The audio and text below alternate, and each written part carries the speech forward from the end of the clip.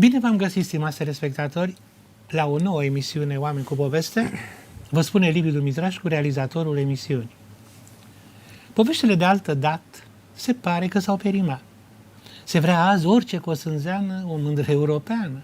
Iar făt frumosul acestei ere nu are cal, ci cai putere. Și totuși, omul, avem norocul, mai poate să sfințească locul. Profesor universitar emerit, doctor inginer Corneliu Berbente, Politehnica din București. Stimați telespectatori, vă spun o bucurie de-a mea. Am reușit să-l conving pe domnul profesor universitar, doctor inginer, fizician, cercetător științific gradul 1, primul director general al IFA după renașterea acestuia, Gheorghe Pascovici, să revină în studioul nostru.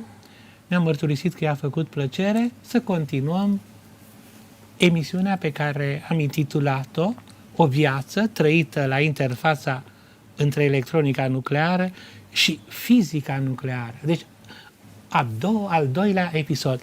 Domnule profesor, mulțumesc frumos că ați acceptat să reveniți în studioul nostru și sunt bucuros că putem să aflăm mai multe din viața de peste 50 de ani pe care ați trăit-o la interfața între electronica nucleară și fizica nucleară. De comun acord, am numit această a doua parte povestea renașterii IFA, IFA cea nouă, de acord? Adică de acord. După anul 1990. Deci... Vă propun să începem cu un material. Vă datorez acest material. Andrei, te rog, prezentare principală și să intrăm în poveste. Vă rog. Deci, la sfârșitul anului 1989, cu toate evenimentele care au fost atunci, am avut și surpriza de a fi numit director general. Surpriza plăcută. Plăcută. Da? A IFA, cu rang de ministru secretar de stat, membru al guvernului provizoriu. Era o sarcină deosebită. Anterior ei, decizia de reînființare a IFEI aparține în mare măsură vicepreședintelui guvernului provizoriu de atunci, profesorul Mihai Drăgănescu, care era și președintele Academiei Române. Au fost multe variante, dacă IFA să treacă la Academia Română, dar toată lumea și-a adus aminte de 1968, când IFA a ieșit din Academia Română, tocmai pentru că devenise mult prea mare, să zic așa în ghimel, neîncăpătoare în Academia Română. Avea și o foarte multă activitate de infrastructură, atât în București, la Măgurele, cât și în teritoriu, Cluj, Iași, Râmnicu Vâlcea, etc. Deci, IFA a trebuit reorganizată complet, era un număr mare de cercetători și personal auxiliar, cercetare peste 5.000 de oameni, 10 institute, deci IFA nu generic se cheamă institut, dar de fapt este o rețea complexă de institute, 2 centre de pregătire a cadrelor și o fabrică de aparatură nucleară. Nu a fost o sarcină ușoară, așa foarte pe scurt, am reușit să trecem împreună prin toate necazurile vieții, să zic așa. Cel mai mare necaz din punct de vedere al managerului este inflația, care a fost extraordinar de rea, galopantă, a trecut de 300% inflație pe an și atunci când ca responsabil, director general, ești responsabil cu banii salari, cu salarii, măcar și numai salariile, banii majoritar provenind din bugetul se rectifica conform legii doar de 2 ori pe an, dar la inflație de 300% a fost un mare chin de a asigura banii încât salariile să vină. Deci asta a fost cel mai mare, cea mai mare greutate concretă. Al doilea rând, ne-am impus aproape ca motto ieșirea din izolare.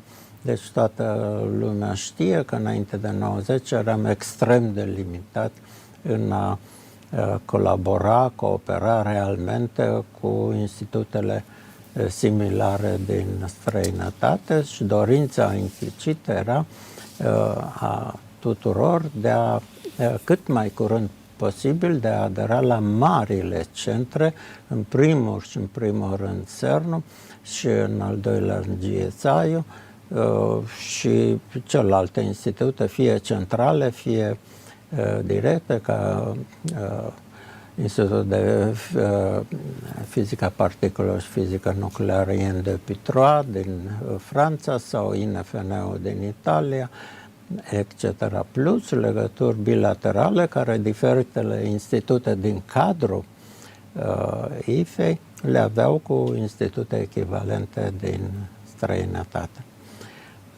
Asta este o parte a ieșirii din. Dar pe de altă parte fusesem înainte de așa zisă revoluție la CERN și aveam cunoștință deja de rețeaua www, cum se chema, deci rețeaua largă, extrem de practic mondială, dezvoltată la CERN și am început demersurile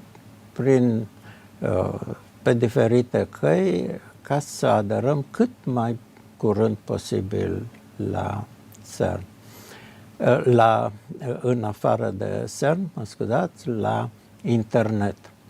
Internetul era ceva extrem de promițător, este o rețea de comunicare, de legătură între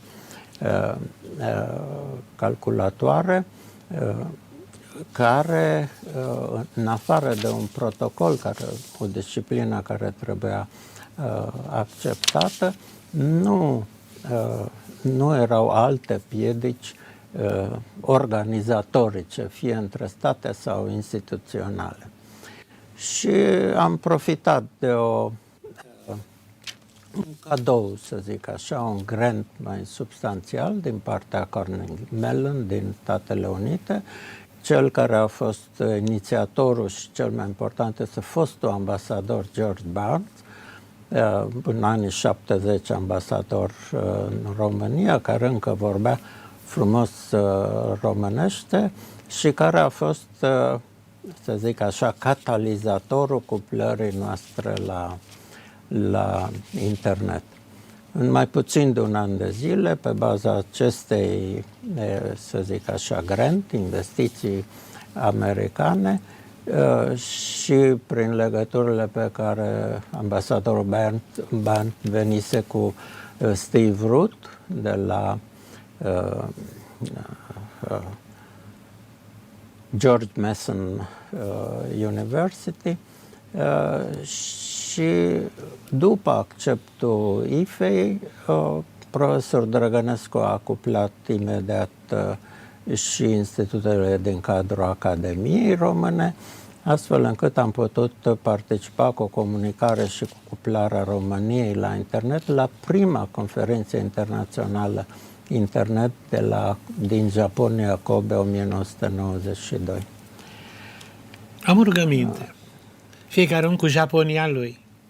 Documentându-mă, n-aș vrea să trecem chiar așa, nu de superficial, de rapid. Sigur că nu știu cât de mult vă convine peste anumite premiere. Aș vrea să rămân la premiera națională din 1991, cuplarea la internet. Aș cita două nume. George Pascovici și Paul Cristea, de la Politehnica. Da. Greșesc? Da. Era prorector atunci, da? Un om care acum ne privește dintr-o stea. Vreau să, nu știu dacă vă face plăcere, să vă amintesc de anumite acuze stupide din interior. Și anume de gen, în IFA s-a introdus internetul ca să se controleze corespondența fizicienilor și altele. E o rană deschisă. Deci, ce ne puteți spune? Rana deschisă este mare, deci până la, să zic așa,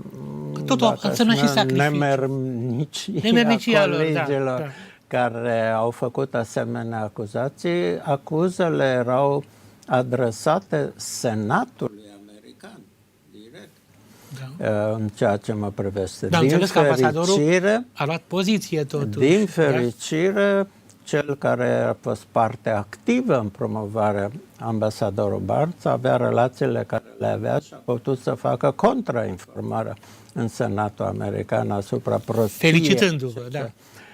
Și dimpotrivă, felicitând după asta, au fost acuze din Senatul României, chiar ingineri, doar cu o generație mai în vârstă. Dar nu vreau să dau nume, dar mă rog, da? Da, care acuzau că prin introducerea internetului eram acuzat direct, contribui la stricarea imaginii României în lume, pentru că orice ne-a venit o să aibă dreptul sau putința să scrie ce vrea despre România.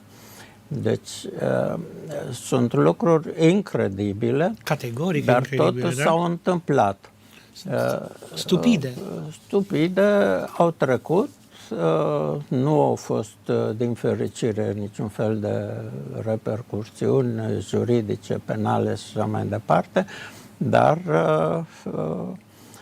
ne-au dat foarte mult de gândit și multă amăreală, să zic așa, acumulată din nu ai pretenția la medalii sau statui, dar nici așa să fii bagiocorit sau mânjit când vrei să faci o faptă atât de bună. Faptele bune se plătesc, domnule profesor. Da. Se pare că ați plătit mult. Asta este.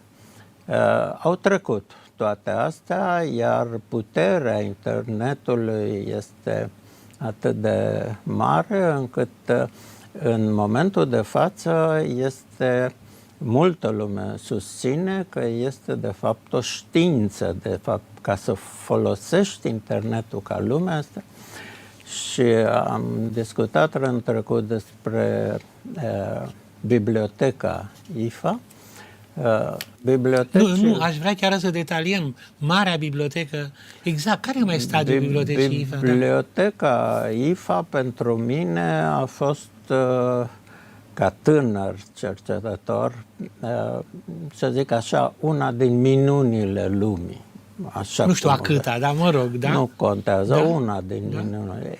Era extraordinar, deci găseai informații la zi.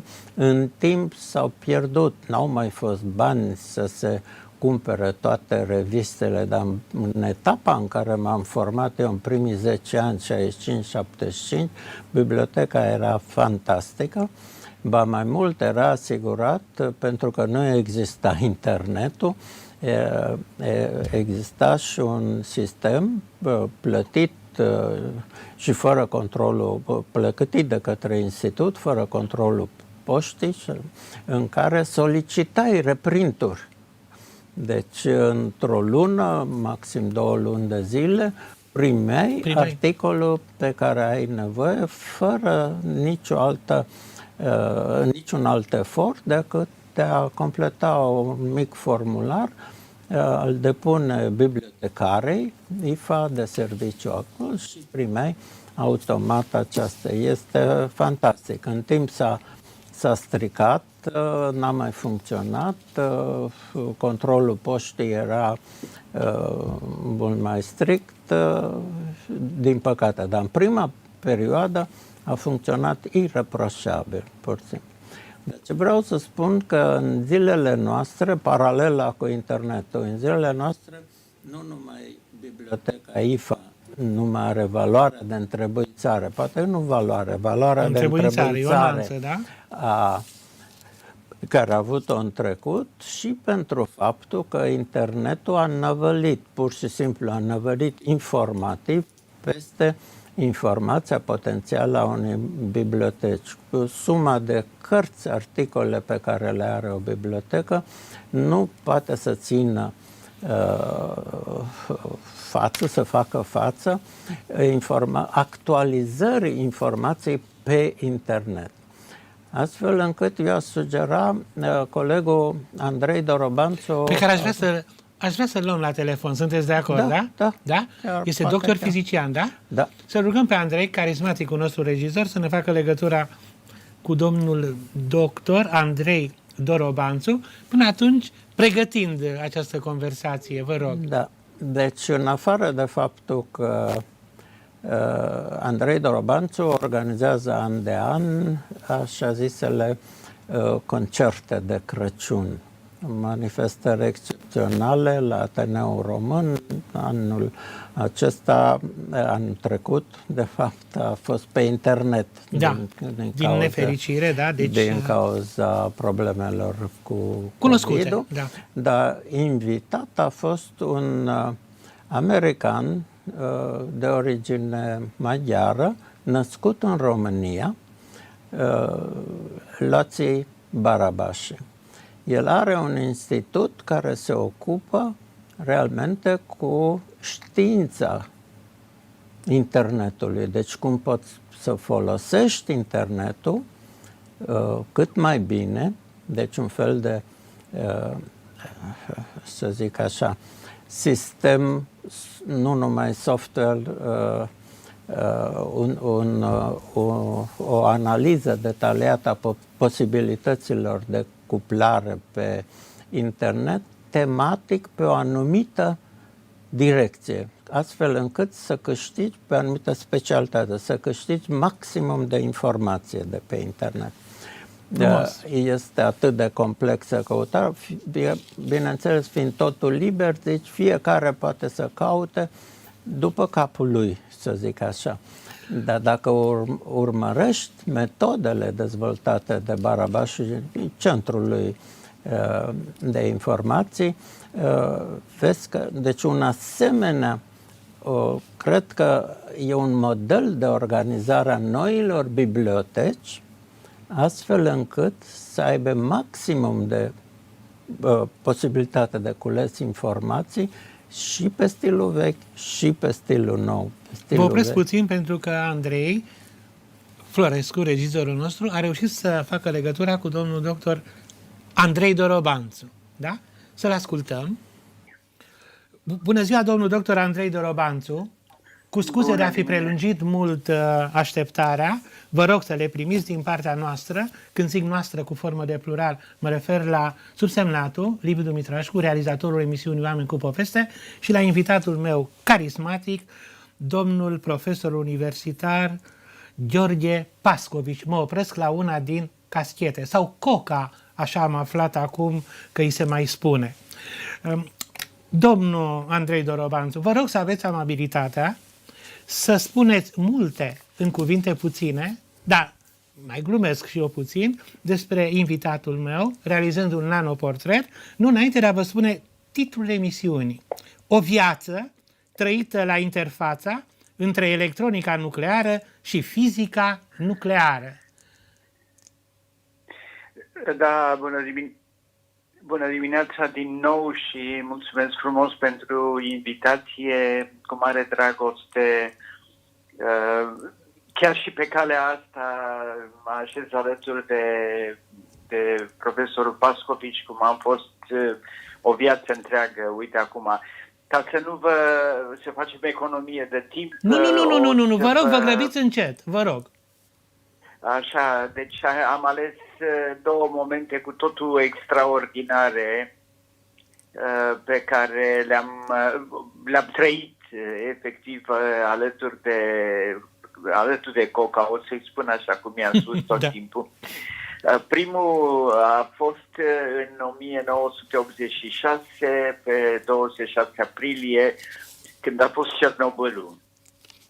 Când nu prea știam ce se întâmplase și atunci, așa cum se mai întâmplase în 1977 după cutremur, toți ne-am dus la institut, nu ne-a chemat nimeni, nu ne-a obligat nimeni, ne-am dus la institut să vedem ce se întâmplă acolo și ce putem să facem. Nu știu dacă exact în ziua aia își începuse profesorul Pascovici activitatea lui, ca să spun așa, de proaspăt numit director tehnic al institutului, dar a fost cumva, să nu ziceți că folosesc cuvinte mari sau mai ales el să nu zică, a fost omul providențial care a pus ordine și liniște în toți cei care lucram la institut și unul dintre primele lucruri pe care le-a făcut, a făcut un seminar pe institut. Acum, institutul avea atunci,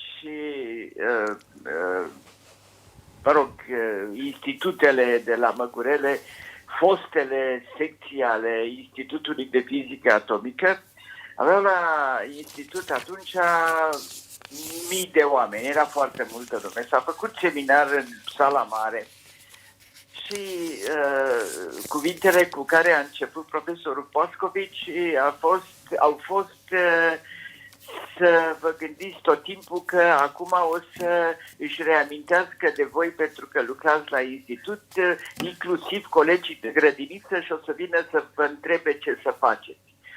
Și n-a mișcat nimeni, a fost ascultat în liniște și ne-a spus lucruri atât de simple încât păreau banale, n-au fost banale, le-am experimentat pe mine, pentru că, într-adevăr, deja dintr-o dată deveniserăm toți cunoscuți și a adus aminte lumea că suntem la IFA și așa mai departe.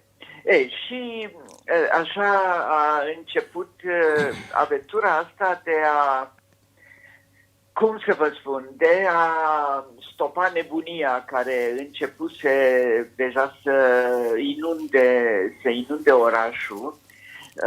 Se știa foarte puțin, cel mai puțin, în mod incredibil, așa este, era normal să se întâmple într-un fel așa, o normalitate de asta întoarsă pe dos, cel mai puțin se pare că știau cei din Uniunea Sovietică. Așa încât după primele măsuri care s-au luat la institut, a venit o delegație sovietică. Nu știu dacă își mai aduce aminte Coca, a venit o delegație sovietică care a cerut să stea de vorbă cu responsabilii de la institut. Și erau numai ei acolo, asta o știu din povestirea lui, erau așezați la o masă, la discuție, nu la masă, la mâncare. Erau toți acolo și și-au primit reproșurile care deveneau absolut virulente și agresive din partea, câți ori fi fost, nu mai știu, 2-3 specialiști, eu urăsc cuvântul ăsta, veniți din Uniunea Sovietică. Și atunci profesorul Pascovici a avut o manifestare care a însemnat, dacă eu aș fi pus în situația să caut un singur cuvânt despre el și despre ce a însemnat pentru renașterea fizicii românești după 1990. A avut puterea de a se controla, avea așa o jumătate de zâmbet pe față tot timpul, i-a lăsat să-și facă treaba care era scrisă, că erau cu notițe scrise ce să spună așa cum sunt politicienii invitați la emisiuni de televiziune acum și vin cu, nu mai sunt scrise pe hârtie, sunt în telefon, dar e același lucru. Și după ce au terminat, s-a uitat la el că nu zicea nimic și atunci, în loc să spune, s-a plecat și a luat de lângă el și a pus pe masă câteva caiete de laborator în care erau notițele din ce se întâmplase zi de zi, cu toate datele, cu toate măsurătorile zi de zi la institut după data de 26 aprilie. S-au uitat sovieticii la ele și după aia cel care era conducătorul echipei l-a privit și a spus: n-am știut și nu ne-am dat seama că situația este atât de gravă. Vă cerem scuze. Noi ne-am văzut treaba, dovadă că lucrurile n-au înregistrat sincope la institut. Institutul devenise un fel de loc de pelerinaj atunci, pentru că din toate comunele din jurul Măgurele veneau oameni cu carne la analiză, cu brânză, cu tot ce aveau. A fost o nebunie, dar închei partea asta mai spunând încă o dată, așa cum s-a întâmplat în 77, atunci exista la valoare foarte înaltă ceea ce numim așa cu foarte mare ușurință spirit de echipă. Atunci exista într-adevăr un foarte puternic spirit de echipă și în cazuri extreme nu era nevoie să se dea circulare, să se profereze amenințări dacă nu faci aia sau ailaltă. Lumea venea, își găsea un loc în care putea să facă ceva și într-adevăr o făcea. Bun, asta a fost în 86. Momentul următor de referință pe care l-am trăit alături de profesorul Pascovici a fost în 1991.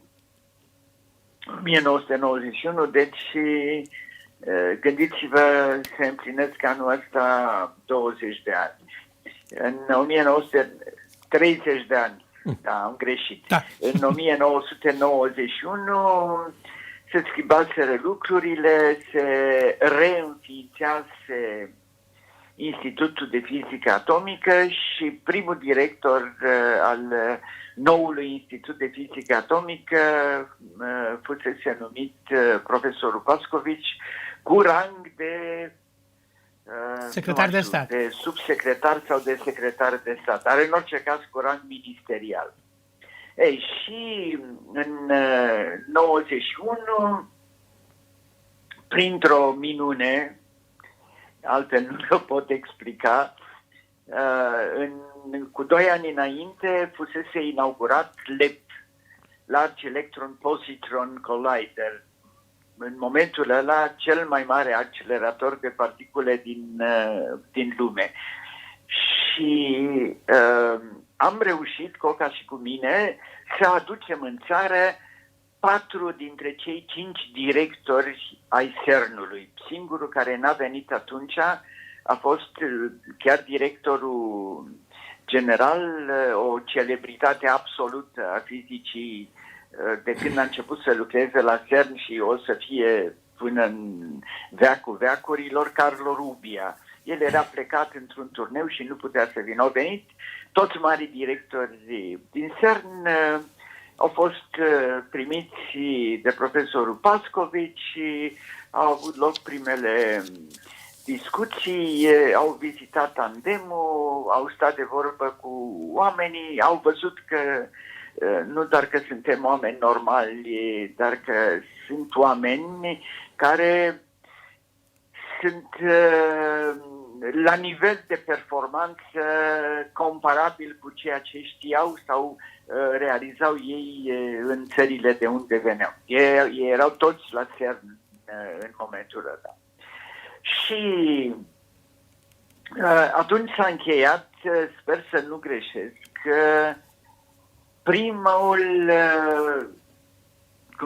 primul protocol încheiat vreodată între institutul nostru, pe de-o parte, și CERN. Existaseră, nu foarte mulți, dar existaseră români care lucraseră sau lucrau la CERN sau erau invitați la CERN, deci erau guest scientist la CERN, dar o relație instituțională nu existase până atunci. Și a fost încheiat protocolul ăsta și ceea ce a reușit profesorul Pascovici atunci a fost primul pas spre visul nostru, spre reintrarea României în CERN. Urmat un element despre care prea se mai vorbește astăzi, deși a fost absolut extraordinar. Mai aveam 2 zile până când să plece ei. N-aveam unde să-i ducem, iar ca să stai așa din masă în masă, nu prea se potrivea, pentru că ăștia erau oameni care erau obișnuiți să lucreze. Și atunci ne-am sfătuit și el a fost de acord să-i ducem la Iași. Să-i ducem la Iași, unde primul lucru am mers la facultatea de fizică cu ei și am vizitat laboratorul lui Ștefan Procopiu. Deci vreau să vă spun că n-am crezut că o să văd așa ceva. Aparatura era intactă, nu era urmă de praf, totul lucea, totul era frumos acolo. Nu mai puteam să-i luăm de acolo, vreo câțiva dintre ei pur și simplu mângâiau aparatura.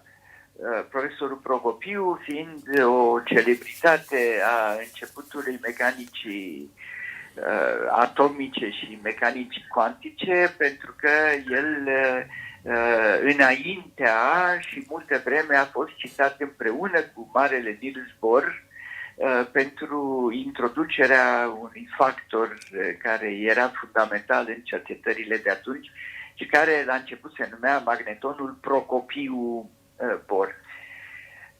Dar am avut, profesorul Pascovici cu mine, am mai avut o idee. Am mai avut o idee și ca să le arătăm toate fețele vieții românești la cel mai înalt nivel, cu ajutorul colegilor noștri de la Universitatea din Iași și mai ales de la Facultatea de Fizică, am obținut să avem o scurtă întâlnire cu mitropolitul de atunci al Moldovei și Bucovinei, care astăzi este patriarhul Daniel al Bisericii Ortodoxe Române. A spus că ne privește, ne-am întâlnit cu el, nu vă spun cum s-au desfășurat lucrurile, dar vă spun care a fost momentul absolut senzațional, când, cu politețea normală în asemenea situații, când ai oaspeți, Părintele Daniel a întrebat și cum mai merg lucrurile, se vorbea franțuzește, și cum mai merg lucrurile la CERN. O întrebare banală care aștepta sau chiar cerea un răspuns la fel de banal. Și directorul cu cea mai mare poziție în comitetul directorilor CERN a tras aer în piept să dea răspunsul, dar Părintele Daniel l-a oprit și a spus, adică vreau să vă întreb, experimentul U2 mai este acolo cum intri în clădire pe dreapta? Și ăsta a fost un șoc. Și atunci l-au întrebat de unde știți asta? Și dumnealui a răspuns, zice, nu e niciun fel de lucru complicat aici, pentru că a spus, eu am predat 3 ani teologie ortodoxă la Geneva și cel mai bun prieten al meu era fizician la CERN. Și cum prindeam un moment liber, mă duceam acolo și am stat cu ei și am cunoscut toată munca lor. Ne-am întors la București, ne-am reîntâlnit toți și atunci echipa CERN, echipa de director CERN, a spus, considerați că noi vom face tot ce trebuie ca România să revină în CERN. Și pe urmă s-au uitat la profesorul Pascovici și i-au spus așa, iarăși sunt cuvinte pe care nu le-am uitat și n-am cum să le uit. I-au spus așa, ați făcut un lucru formidabil cu fizica românească pentru că ați creat posibilitatea ca oamenii să poată să circule, să poată să plece. Mai aveți de făcut însă un lucru mult mai greu. Acum trebuie să reușiți să le dați un motiv pentru care să revină și să lucreze în România. Ăsta a fost începutul, lucrurile pe care le-a făcut prima oară fără să-și facă probleme că inaugurează, inițiază, așa ceva și asemenea discuții nu existau pe atunci. Vă spuneam că a avut loc în 1991 acest moment, au trecut 20 de ani, de atunci au trecut 20 de ani și cam în jurul lui 2011-2012, într-adevăr, au început să revină în țară oameni care în mari institute, în mari universități, erau pe panta ascendentă a carierei lor. Nu veneau din fotbaliștii români care joacă la echipe așa mai mari sau mai mici și vin să-și încheie cariera într-o echipă românească. Nu, ei erau, cum se spune, in full flight. Erau în plin zbor și au venit și au schimbat foarte mult din soarta fizicii, în primul rând, dar prin inducție și a întregii științe românești.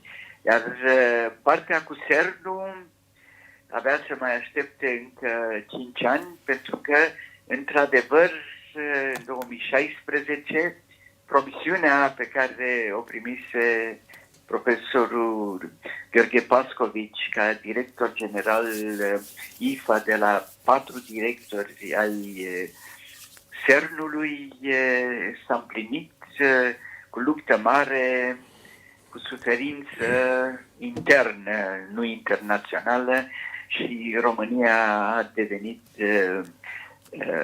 stat membru CERN. Domnul doctor, eu vreau să vă Vreau să vă mulțumesc mult, cunoașteți bine regulile televiziunii. Vă rog să faceți finalul, vă rog.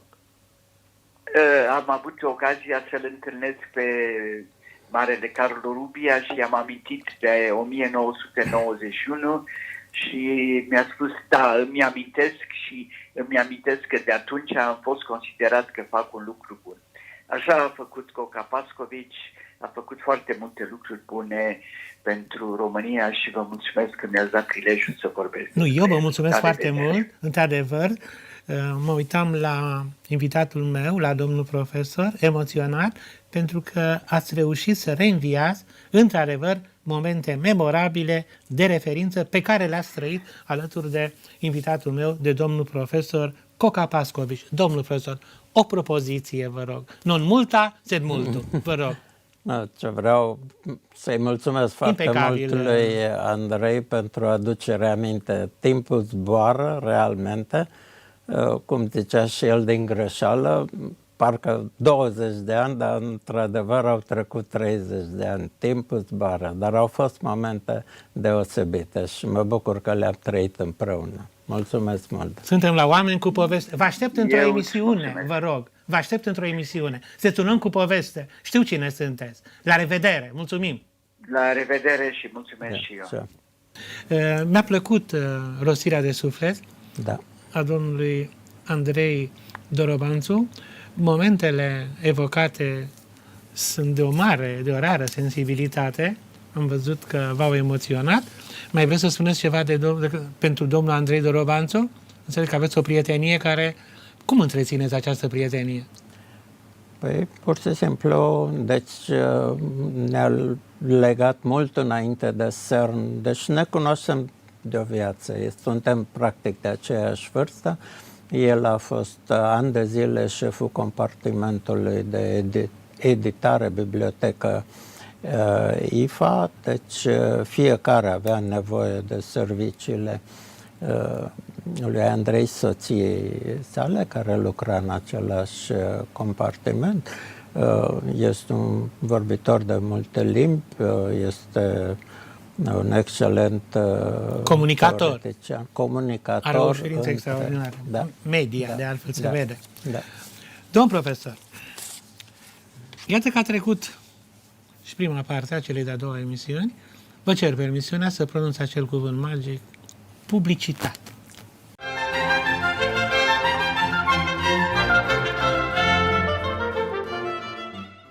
Suntem în partea a doua a emisiunii Oameni cu Poveste, emisiune pe care am intitulat-o O viață trăită la interfața între electronica nucleară și fizica nucleară.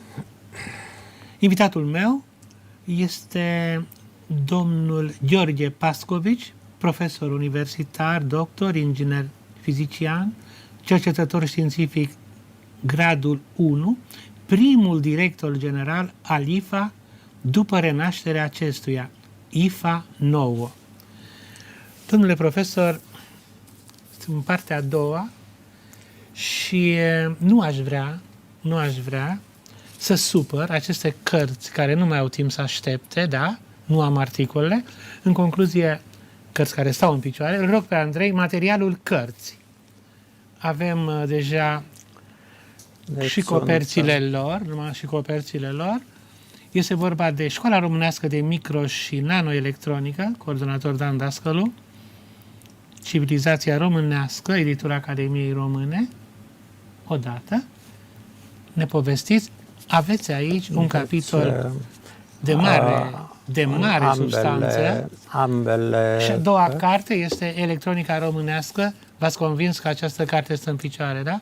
Și aceasta, O istorie trăită, volumul 4. Dacă prima era publicată în editura Academiei, a doua în editura Agir Nonamilea, da?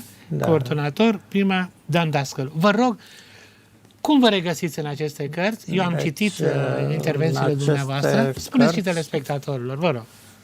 Deci sunt cărți retrospective de istorie, deci de istoria unei ramuri. Ramura este un sector din fizica nucleară și anume acela al electronicii nucleare. O istorie trăită, nu este atât a întregului sector, cât în special a celor cu care am avut contact direct sau indirect în acești 50 de ani. Contribuția prima este contribuția directă a doamnei Nona Milea, care... Vă referiți la electronica românească, da, volumul 4, românească, da? Telecomunicații, și, electronică aplicată. Cea de-a doua este sub coordonarea directă a academicianului Dan Dască, pe care îl salutăm. Coleg și prieten de... Coleg deci de și generație. coleg, prieten știu, deci Da, și coleg. Da, Sau invers, cum doriți, coleg, da? Suntem Sigur? colegi Da? de Bun. ani de facultate. Acum, revenind la... Haideți să revenim la oile noastre, cum se spune, da? Revenind să continuăm la povestea. perioada de după 90, după 4 ani de activitate de management, la nivel de director general, inclusiv ministrul, secretar de stat, subsecretar și așa mai departe. Trecând anii, am constatat două lucruri. Mi se spunea din ce în ce mai apăsat că poziția este o poziție politică și că nu poate să fie individuală și, în al doilea, solicitări corespunzătoare să mă înrolez în activitatea politică, lucru pe care personal l-am refuzat și am argumentat că dacă înainte am făcut politică pentru că trebuia, acum ar trebui ca de bunăvoie și nesilit de nimeni fac politică și nu mă simt acasă în, să zic, în ghilimele, în acest domeniu. Astfel încât, după aproape 4 ani de management la acest nivel, mi-am dat demisia și am hotărât să mă întorc pur și simplu la meserie, la profesiune. Am adunat foarte multă dorință de lucru în acești practic 8 ani de management, când mi-a rămas timp extrem de puțin pentru meserie propriu-zisă. Deci să înțeleg eu că înapoi la profesie, la peste 50 de ani, da? Da, la peste 50 de ani. Și s-a întâmplat, am și spus în străinătate, inclusiv acolo unde mi-am făcut partea, să zic așa, de simulare la Universitatea din Köln, că am hotărât să mă întorc și profesorul, e același profesor care l-am avut în perioada anului de stagiatură acolo, zice, gata, vino mâine. Și am mai durat puțin, formalități, închidere de tot ce de probleme și practic din anul 1995 am revenit la Universitatea din Köln, nu am obținut, erau probleme de început în noua Europa, trebuia drept de muncă și așa mai departe.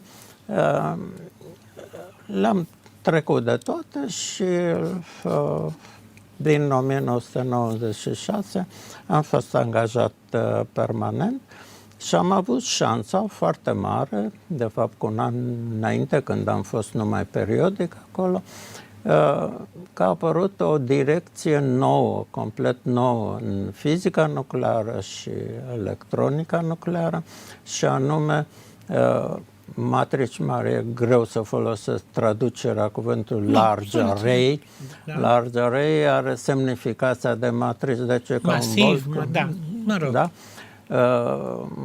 Nu găsesc cuvântul cel mai potrivit în limba română, dar nu se înțelege, atât pentru detecția de radiații gamma prin detector de germaniu, dar a apărut o direcție nouă de germaniu, de detector de germaniu segmentați, segmentare care se făcea chiar la Universitatea din Köln. Era chiar un patent în această direcție. Ei, s-a constatat că toată electronica de contact, care vine direct în contact cu detectorul existente la nivel mondial, nu era potrivită, nu răspundea corespunzător pentru detecția nu numai de energie, nu numai de timp, dar și de poziție. Pentru asta trebuia o generație nouă. Generația asta nouă am fost dintre cei care am definit-o front-end electronic, prescurtat chiar FEE, front-end electronic, care definea ce era complet nou, că am inclus detectorul în circuitul electric. Incluzând detectorul în circuitul electric, am putut să transform circuitul complex electric în cea mai bună potrivire pentru asemenea experimente. Niciun an de zile după aceea, circuitul dezvoltat a fost considerat referință la nivel mondial. Cele mai mari firme au cumpărat licența de fabricație și universitatea și institutul a beneficiat ani de zile, încă mai beneficiază la peste 20 de ani de la această dezvoltare de licența de fabricație sau de fabricație sub licență de fabricație a Universității din Köln. S-a extins și la alt detector, la detector de siliciu și cu ocazia aia mi-am făcut un concept care, culmea este că l-am expus în tinerețea mea studenților, inclusiv colegului Nelu Mihai, că niciodată în meserie să nu stai lipit de o anumită direcție. Să zic așa, dragostea pentru o anumită soluție, pentru că în timp lucrurile evoluează și dacă ai prea mare dragoste pentru o anumită soluție, dezvolți o soluție nouă mai greu. Nu-ți vine să lași. Și devii perfecționist aici. Da, complicat. perfecționist, dar cum se cheamă update. Deci nu mai ești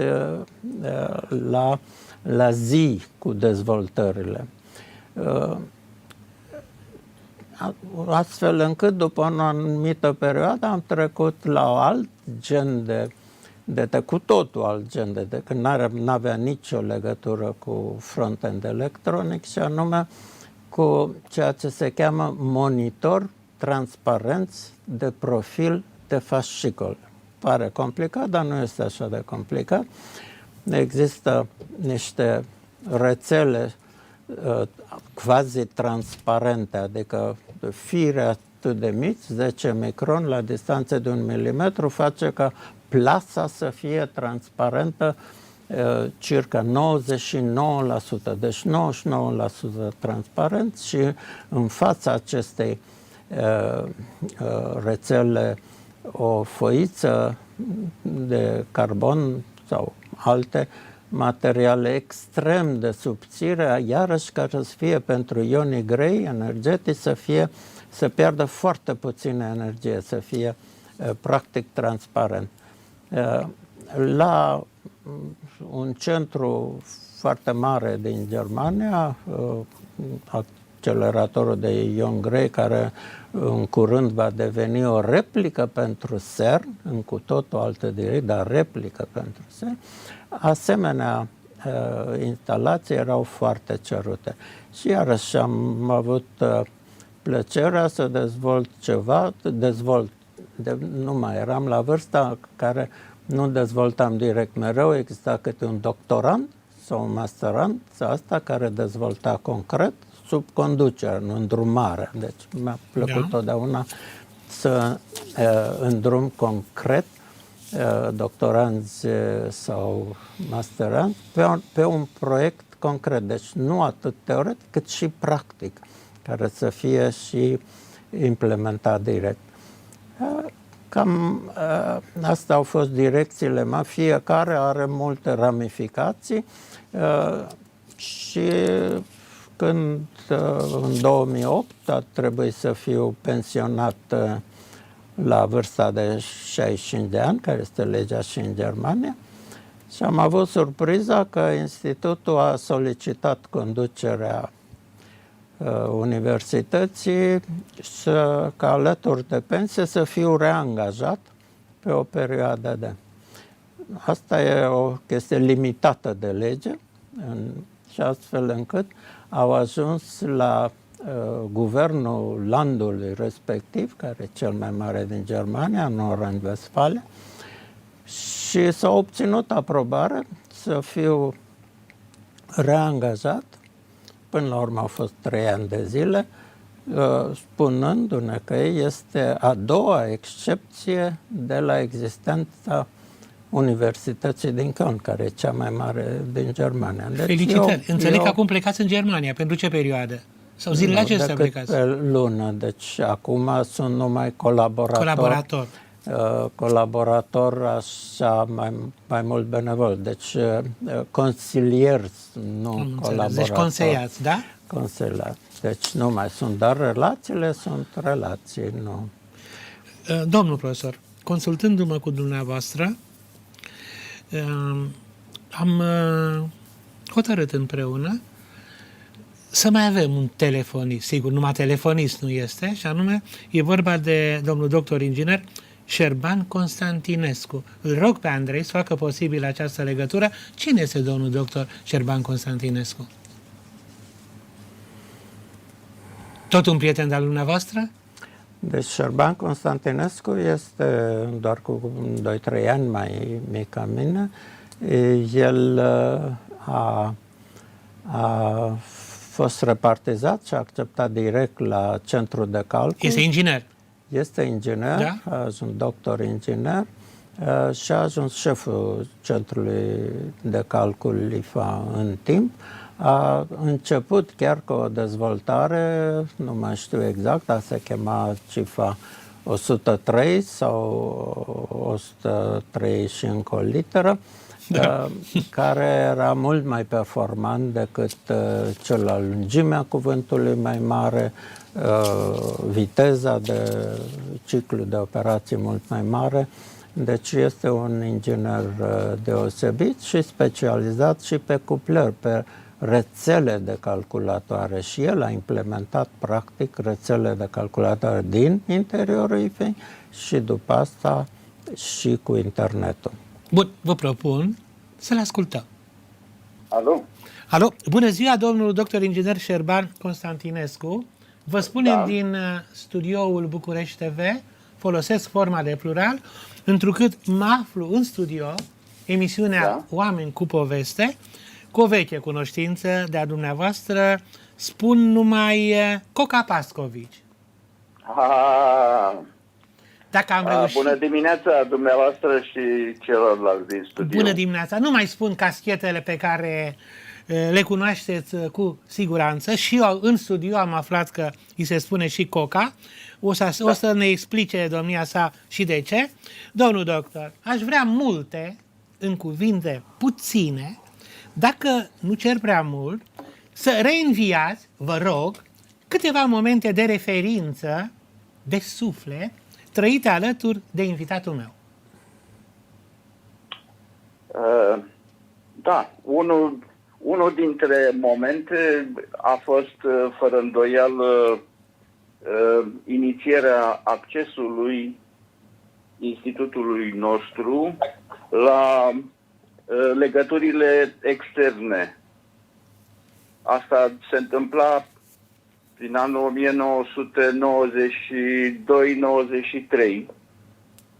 și a însemnat ieșirea cercetătorilor din institut către lumea exterioară.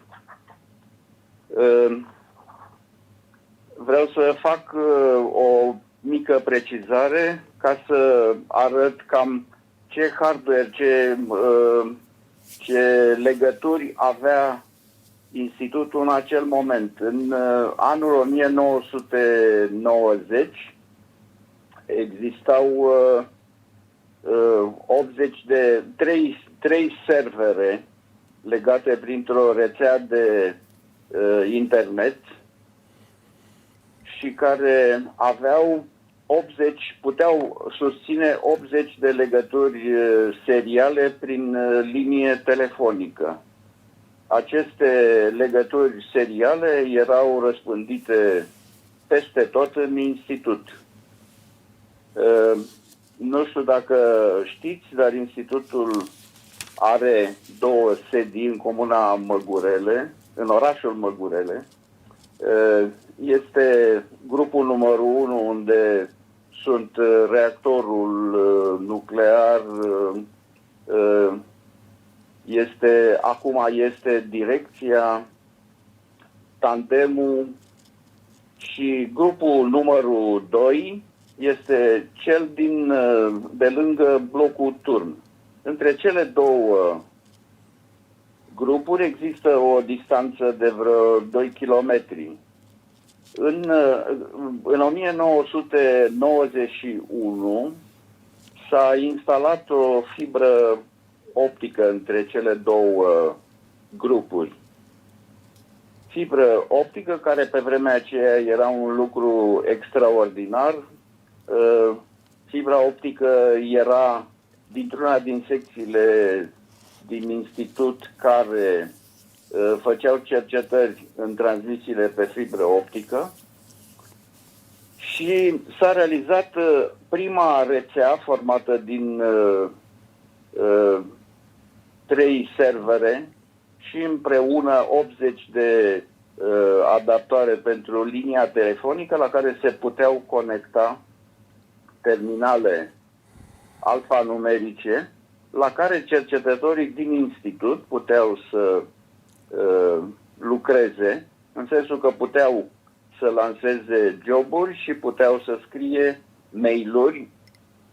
e-mail-uri, care însă circulau doar în interior. În anul 1992 s-a început transferul de mail-uri către exterior. Și aici revin la Coca, prietenul nostru comun.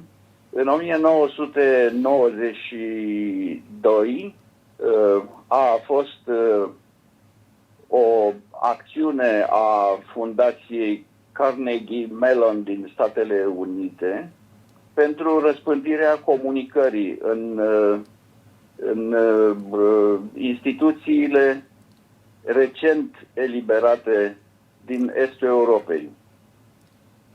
Și această instituție, Fundația Carnegie Mellon, ar fi donat un echipament care asigura 6 posturi de lucru și cu ajutorul căreia se putea lua legătura cu lumea, să zicem, lumea din exterior, lumea științifică din exterior. Domnul profesor Pascovici Coca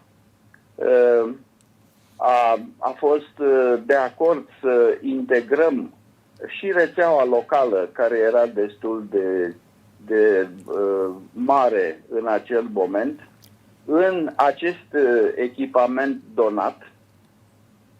În felul acesta am obținut o vizibilitate extraordinară, pentru că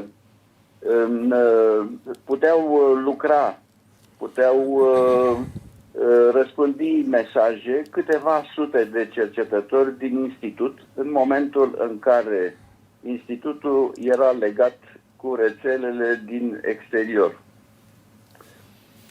Deci acesta e primul moment care a fost, după părerea mea, crucial. După aceea echipamentul a explodat și a permis dezvoltarea conectivității din ce în ce mai, cu rețele din ce în ce mai rapide. Acesta este primul episod. Al doilea episod, care a contat foarte mult, după părerea mea, este formalizarea legăturii între laboratorul de cercetări nucleare de la Geneva, numit CERN, Centrul European de Cercetări Nucleare, și Institutul de Fizică și Inginerie Nucleară, care a devenit astfel colaborator al Centrului European de Cercetări Nucleare și care a permis dezvoltarea cercetărilor din institutul nostru în materie de energii înalte, fizică hadronică, etc. Domnul doctor, ați punctat perfect două momente Da. reprezentative, impresionant tot ceea ce ați spus. Vă mulțumesc și acum mai rămâneți o clipă să-l rog pe invitatul meu, care v-a ascultat cu multă plăcere, să vedem și ce gândește despre această rostire a dumneavoastră de mare importanță. Îl lăsăm cu ultima verba pe domnul Coca Pascovici. Mulțumesc foarte mult. Da. Eu mulțumesc. Șerban, mersi foarte mult pentru cuvintele frumoase, aducătoare de aminte de colaborarea de atunci. Sper că îți mai aduce aminte și cu pățanile trăgeam noi fibre optice chiar sau de cupru și cum se tăiau de către localnici sau Dumnezeu știe de cine și ne trezeam că legăturile sunt întrerupte, nu știam de unde, ce s-a stricat și că încolo se tăiau fire. Cred că îți mai aduce aminte pățanile astea de care ne-au bulversat cumva. Nu înțelegeam la ce Dumnezeu folosesc oamenii fibra de sticle acasă și trebuie să taie de teamă. Dar asta e. Da, asta e viața. Dar ne-a dat mult de furcă atunci. Absolut. Oricum, mulțumesc foarte mult pentru colaborarea de atunci și prietenia de atunci și până acum. Numai bine. A fost plăcerea mea totul. Mulțumesc. Mersi și eu vă mulțumesc și să înțeleg că din această cursă cu obstacole ați ieșit învingători. Da. Da. La revedere! La revedere! Domnule profesor, ne apropiem de sfârșitul părții a doua a celei de-a doua emisiuni, pe care cu mare plăcere am realizat-o împreună și înainte de a face finalul, mai am o curiozitate. Să nu uităm morala și acestei povești.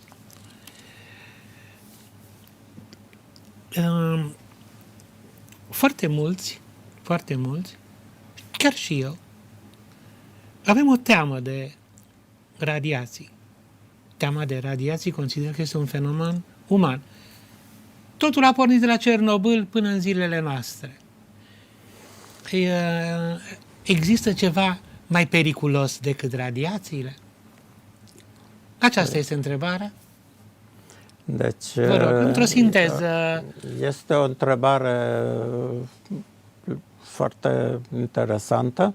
Mulțumesc. Nu cred că este un răspuns simplu, pentru că nu este conform citatului lui Kelvin, nu are legătură numai cu măsurarea, deci cu de acord. valoare, ieșim puțin din... Are legătură și cu efecte psihologice de percepția măsurătorilor la nivele diferite. Nu e vorba de nivele intelectual diferite, dar pur și simplu de meserii diferite. Deci teama de radiații diferă și de la țară la țară. Dacă aceeași radiație, dacă luați teama de radiații în Germania comparativ cu teama de radiații în Franța, este de la cer la pământ. Franța, care trăiește din energia nucleară. Prin energie nucleară aproape 80%, Belgia, care trăiește de asemenea cu 80%, omul s-a obișnuit, omul de rând, fie intelectual, fie mai puțin intelectual, s-a obișnuit cu noțiunea și nu are teamă. În Germania și pentru stilul german de a împărți, de exactitate și de a împărți lucrurile în elementele constituente și nefiind partea, să zic, opoziția așa numită verde, pe de-o parte, pe de altă parte opoziția din alte interese. Deci nu numai energia nucleară este producătoare de energie, și cărbune, eoliană, și petrol și în ultimul timp eoliană. Ce s-a întâmplat din cauza Cernobâl, Fukushima, care a apărut după aia, Japonia, da? s-a luat hotărârea, cum să spun, reducerii treptate a componentei de energie nucleară în Germania. Urmarea a fost că efectele climatice de creștere de CO2 datorită creșterii contribuției cărbune, hidrocarburi, a făcut ca în Germania componenta rea, să zic așa, de CO2 să crească semnificativ.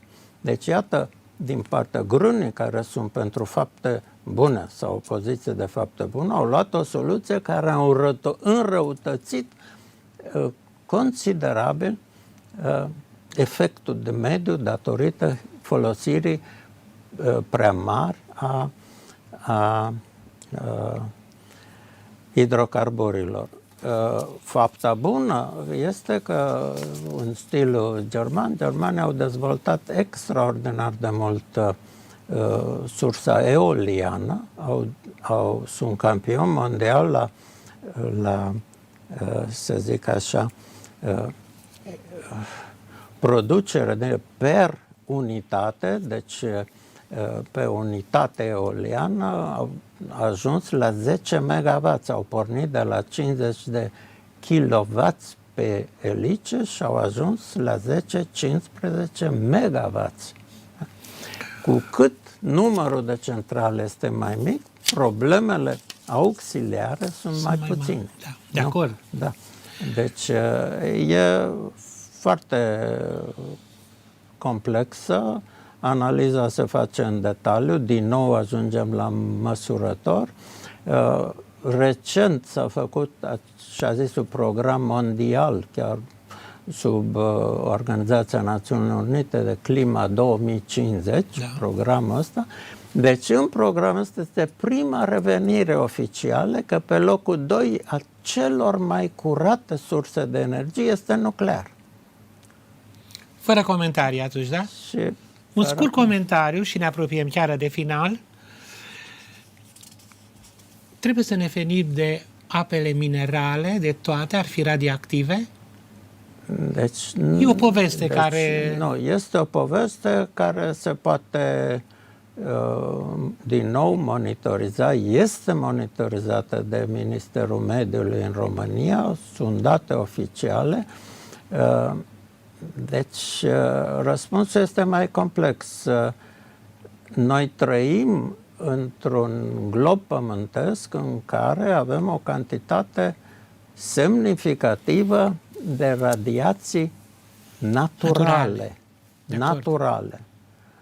În suma de radiații naturale intră tot ce ne vine de la Dumnezeu de sus, tot ce ne vine de la Dumnezeu de jos și tot ce ne vine din ape. Dacă nu comparăm deci asta e o cifră care este medie de 5 milisieverts, 2 milisieverts pe an. Milisievert este unitatea de măsură, da? De doză. De doză, da? De doză. Bun. Acum, apele minerale sunt acceptate consumului dacă au o doză echivalentă mult sub cifra de 2 milisieverts pe an. Da. Vreau să vă spun o metoda reducerii la absurd. Dacă cineva ar dori, noi ne-am dezvoltat, suntem o specie umană cu această cantitate de radiații pe care o inhalăm. Vrem, nu vrem. Ea variază foarte mult. Deci cei care sunt responsabili și își mapează radioactivitatea naturală văd că e foarte diferită. De exemplu, în America, una dintre puținele țări care și-au mapat întreg teritoriul, sunt state care au spre California, spre coasta de vest, care au 100-150 de, să spun în unități de, deci 1 sau 1,5 milisieverts Da? Da. Iar în mijlocul Statelor Unite sunt până la 6-7. Deci noi dacă spunem că apă minerală de 0,5 e mai rea decât tot, ar trebui ca acolo unde sunt 7 să fie extraordinar de rău. Întâmplător s-au făcut și statistici curate, cinstite, a numărul de cancere existente într-o anumită zonă. Și culmea este că acolo unde era radioactivitatea cea mai mare, numărul de cancere e mai mic. Deci nu vreau să spun că radiația fac neapărat bine, dar vreau să spun că într-o anumită cantitate nu fac neapărat rău. Domn profesor, vă mulțumesc frumos. Vreau să vă fac și eu un cadou, da? Să vă beta-iradiez, Beta București TV, un DVD, Elite ale științei și artei românești. Dacă Andrei este amabil și spre finalul emisiunii, o să vedeți ce este în interior. Volumul 20. Ne apropiem de luna mai-iunie, când emisiunea Oameni cu Poveste sărbătorește 5 ani de existență deocamdată. Îmi face plăcere să vă dau acest DVD. Mulțumesc foarte mult și mulți ani înainte. Mulțumim foarte, foarte mult. Domnul profesor, aș vrea să facem morala. Tot pe dumneavoastră vă rog, ca apoi să rostesc și eu epilogul și să vă mai smulg o emisiune, că atunci când reveniți în țară, din Germania, să continuăm. Deci, așa, ca motto, mi-a plăcut foarte mult un citat din Einstein, care are foarte multe citate de altfel. Spune că viața, în general, este sau poate fi considerată ca mersul pe bicicletă. Și ca să-ți păstrezi echilibru în viață, trebuie să mergi înainte. Așa că cu acest... Frumos. Adică să avem direcție, să avem și sens, da? Da.